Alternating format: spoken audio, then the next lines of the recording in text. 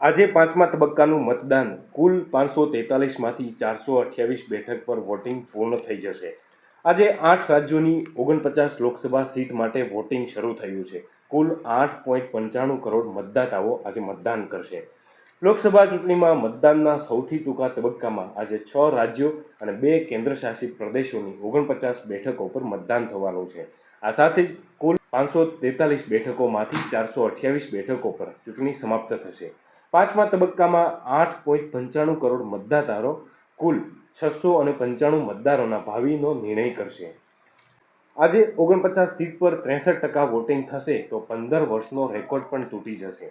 Trend મુજબ 2019ની ચૂંટણીમાં ભાજપે 33 બેઠકો, શિવસેનાએ 6 અને કોંગ્રેસે 1 બેઠક જીતી હતી।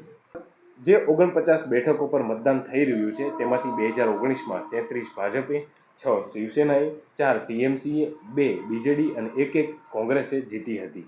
એલજેડી, જેડીયુ અને જેકેએને 2024માં પણ આમાંથી 28 બેઠકો પર ભાજપ, 7 બેઠકો પર ટીએમસી, 5 શિવસેના, 4 બીજેડી, 2 કોંગ્રેસ અને 3 અન્યએ જીતી હતી।